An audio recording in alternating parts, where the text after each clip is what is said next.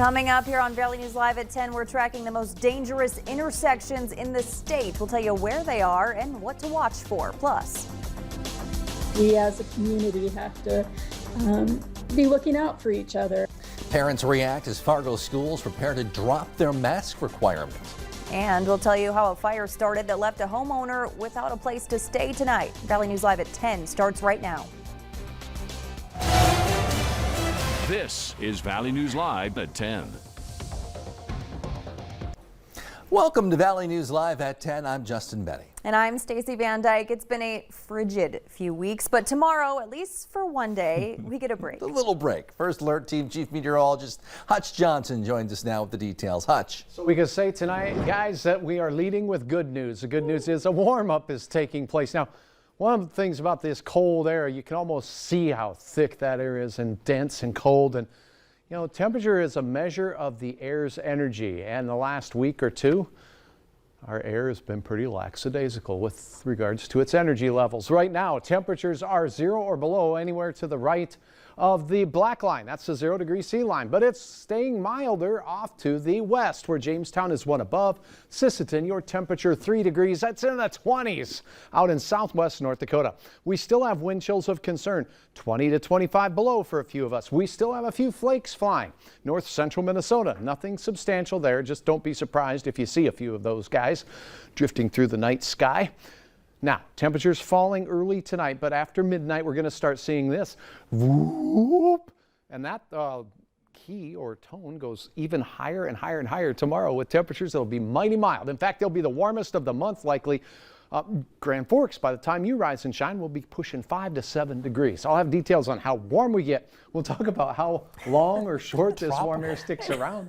And hey, why not talk about a little more snow and when that could happen too. Oh, perfect.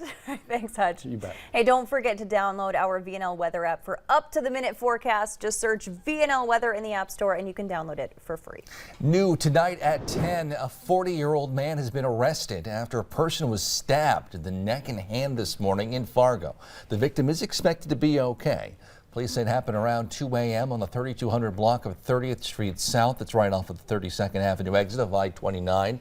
40-year-old Adam Giershevsky is now charged with suspicion of aggravated assault and driving under the influence. Police say he did not know the victim.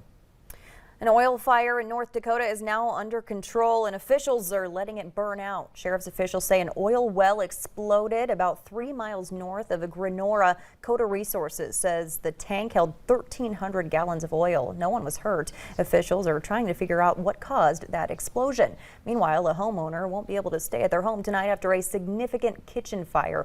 That fire happened around 4:30 this afternoon at 3337 4th Street Southeast in West Fargo. Fire crews say when they arrived, an active fire was discovered in the kitchen, causing extensive damage to the first floor of that structure. They believe it started on the stovetop. The homeowner was home at the time and was evacuated. With winter weather, we've seen and heard a lot of crashes lately, but do you know which intersections in North Dakota are the most dangerous? Valley News Live's Kaylee Chella has the numbers and joins us now live in studio with the latest. Kaylee? Hey, Stacy, Justin. Well, we just got a hold of a report from the North Dakota Department of Transportation about the intersections with the most crashes, as well as the severity of the crashes. The number 1 intersection? This one at 13th Avenue South and 45th Street in Fargo. It saw 76 crashes between 2018 and 2020, and the report noted that 44% of them were during wet or snowy conditions. Grand Forks takes the 3rd spot at 32nd Avenue South and 31st Street, and the 4th spot at the intersection of Washington Street and Demers Avenue. Those saw 66 and 79 crashes respectively. Both of those intersections had projects started last year to hopefully make them safer. And just down the road on 32nd Avenue South, its intersection with South 34th Street also made the list at number 10. Well, the number 6 spot is right here at the intersection of 45th Street and 23rd Avenue South in Fargo. It saw 47 crashes in the report's 3-year time period, and 2 of them caused incapacitating injuries. Stacy? Thanks so much, Kaylee. Fargo and Bismarck had the most high crash locations in the state. Also, brand new for you tonight, Fargo police are encouraging residents to apply for the new Police Advisory and Oversight Board. 7 members are needed to serve 3 to 4 year terms. If you're interested, you're encouraged to complete a statement of interest form. You can find that at fargond.gov/FPD board. We have that linked to this story on your VNL News app. City commissioners voted to create the board in November in an effort to build trust and increase accountability between Fargo police and residents. Across the country, COVID-19 cases and hospitalizations are approaching pandemic-era highs today, though it varies quite a bit by region. Both North Dakota and Minnesota are reaching case numbers not seen in about a year. The hospitalization numbers here are still roughly holding steady. Remember, Omicron is generally less severe than other strains. Mayor, I'm going to advance a motion. I move to reinstate the City of Fargo mask policies. However, this time utilizing N95 and KN95 masks. Mr. Chairman, I just find it amusing how hypocritical it is that nobody's wearing a mask up here. If it's such a effective tool and there's 5 people wearing them in this whole room. A motion to reinstate a mask mandate in Fargo is immediately, as you heard, voted down tonight. Board members and even a public health official saying unless the whole city and schools are all on board, it won't make much of a difference. Do mandates work? Yes, but they only work if that is a consistent strategy throughout the community. So even the CDC guidance for school, that really implies that when they're saying masks should be universally worn in schools, they're assuming that the community has a mask mandate and that everybody is masking in the community. And so unless you have like an all-in strategy for everybody all the time, everywhere, it's really probably not going to make an impact going forward. Grand Forks recently announced they are giving residents N95 and KN95 masks for free. That's the idea which was raised for Fargo as well, but a Fargo-Cass County public health official cited potential funding and supply chain issues, but it's a maybe. Well, regardless of all this, starting next week, Fargo Public Schools will transition from requiring masks be worn to encouraging students and staff to wear them. Valley News Team's Nishay Taylor shares how some parents are reacting.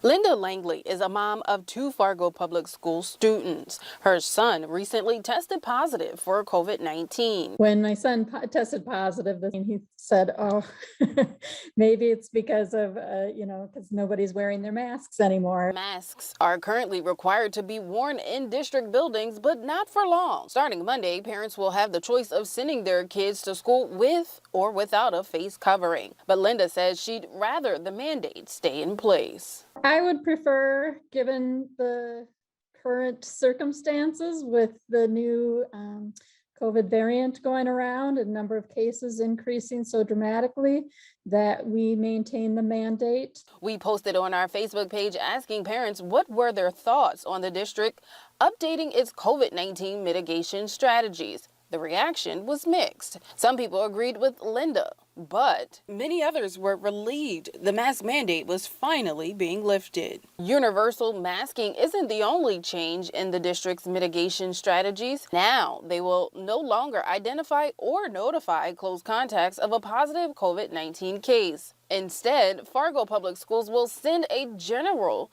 exposure notification to staff and parents of students that may have shared a class with someone who contracted the virus. But the district says getting the notification doesn't mean that person is being identified as a close contact. Linda says she's trusting the district is doing what's right, but believes it's going to take a little more effort. I feel like even if some people are doing everything they can, that's not enough, right? We as a community have to be looking out for each other. In Fargo, Nishay Taylor, Valley News Live. Fargo Public Schools will continue to offer COVID testing at North and South High Schools.